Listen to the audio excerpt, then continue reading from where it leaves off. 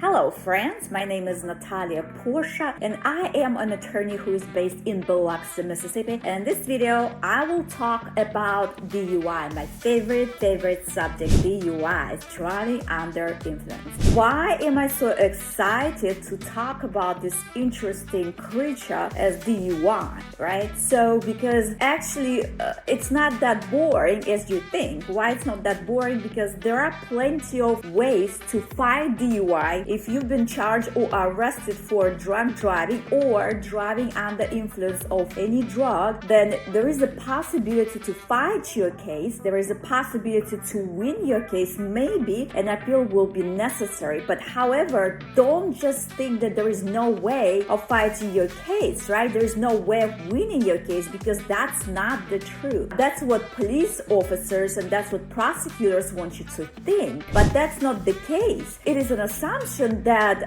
DUI is a strict liability crime, and if you had been tested, let's say if you perform a chemical test, right, if there was a blood test or there was an intoxilizer, a breath test, right, so then your BAC, and if you're over the limit, that's it, you're busted or you can be convicted of DUI. But that's not the case. For example, how can you argue if you, for example, smoke marijuana and you have a prescription for that drug, and then you've been arrested for DUI, driving under influence, with allegations that you smoked more than you're supposed to, and now you've been driving intoxicated, right? So, and then let's say the prosecutor is offering as evidence a test result from toxicology saying that this is how much you had in your blood. But hold on a second. So if they're charging you under a statute driving while intoxicated, don't they have to prove beyond a reasonable doubt each element of the offense, meaning driving while intoxicated? Yes, they do. And how the toxicology report could be relevant to show that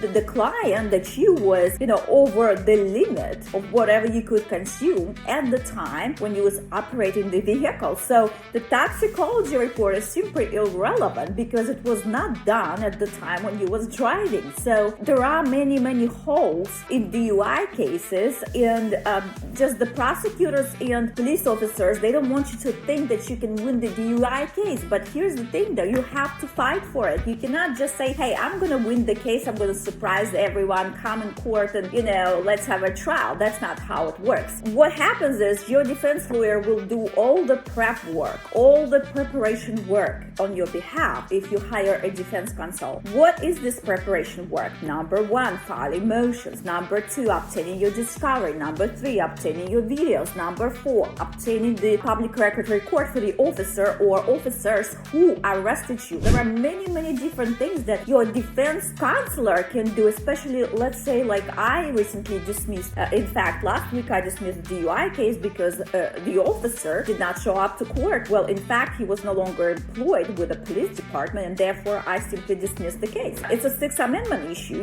In misdemeanor cases in Mississippi, the officer must be present. If there is a officer is acting as a witness, he must be present and he must testify in order to convict a defendant. And if he's not there, his police report simply will not be admissible. It will be hearsay, and many other issues, credibility and etc. If this law enforcement officer no longer employed with this specific police department, then why he's not employed? Was he fired? Why was he fired? Was he involved in something illegal? So there are different things. It's a big field of arguments here that you can make in order to dismiss your DUI case. So a lot of people don't know it, and DUI so far, why? Because a lot of defense attorneys don't know it, and that's what happens. And everyone is just under the impression that DUI case is a slam dunk when it's not the case. Okay, so I would like to speak about the beginning of DUI investigation, kind of give you a little bit of facts and a relevant law about how DUI officers or just the patrol officers, they determine that you might be under the influence when you operate a vehicle, right? A motor vehicle. Okay, so how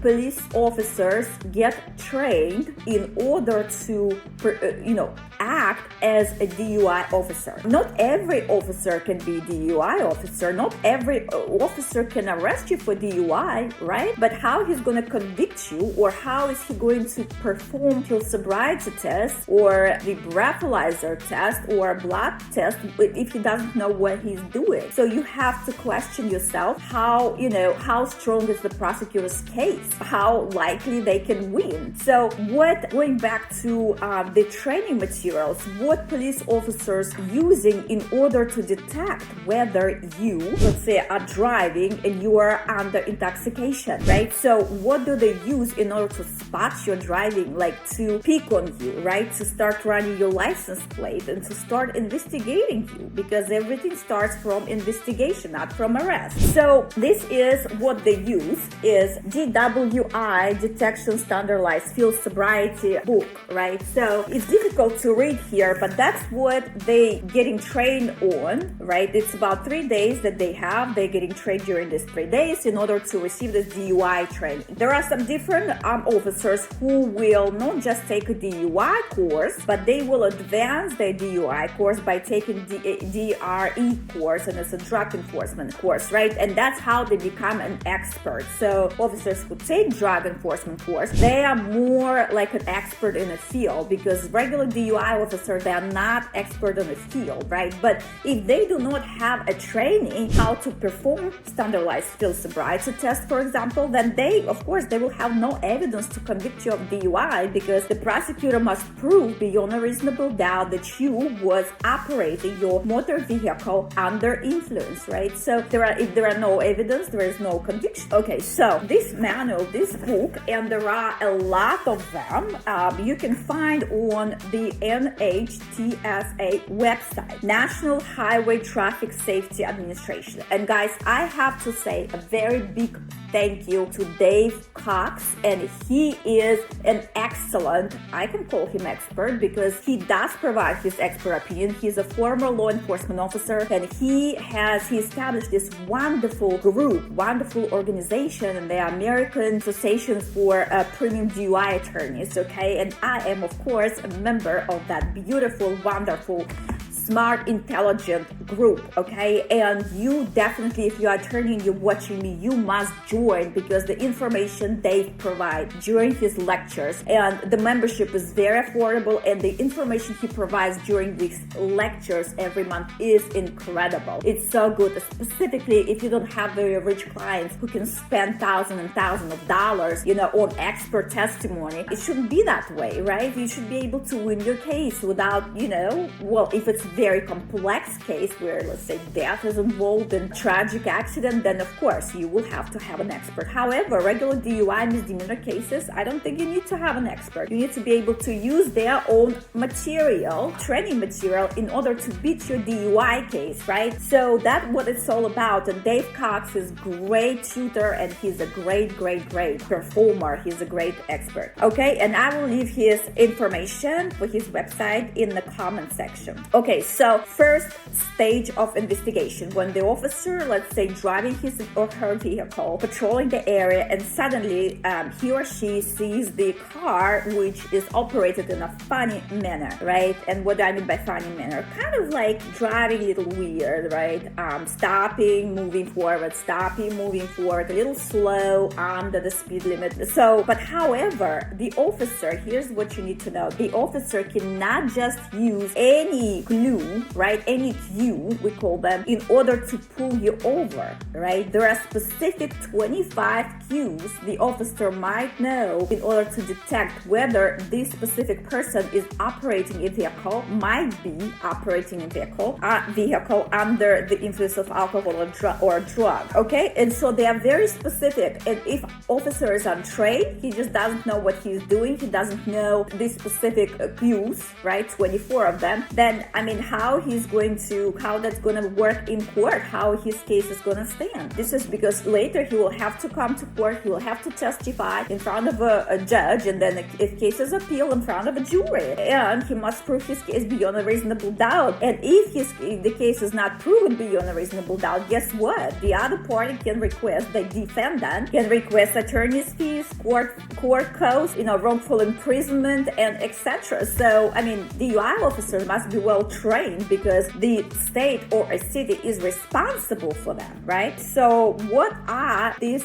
24 cues? Okay, so let's talk about that. First cue is vehicle in motion. It's the first stage of DUI investigation. And what kind of cues the officer is looking for? The officer is looking whether, first, the car is weaving, 2, weaving across lane lines, 3, the car is drifting, 4, driving lane line, it's basically being between the lanes, swerving, almost striking object or another vehicle, turning with a wide radius, stopping problems, too far, too short, too jerky, unnecessary acceleration or deceleration, changing speed, going above 10 miles per hour, driving without headlights at night, failure to signal or signal inconsistent with action, driving wrong way, slow response to traffic signals, slow or failure to respond to officer signals, stopping for no apparent reason, following too close, improper lane change, improper turn, driving on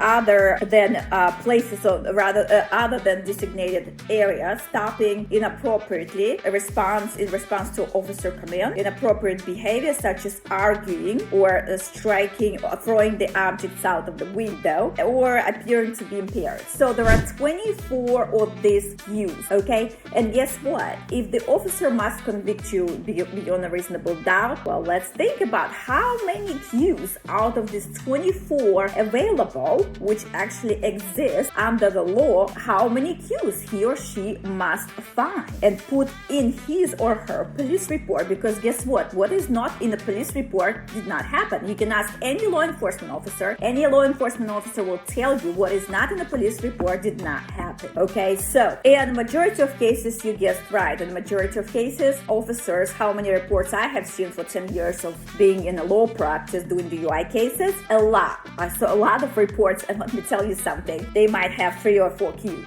out of 24. And well, is that beyond a reasonable doubt? First, stage of DUI investigation?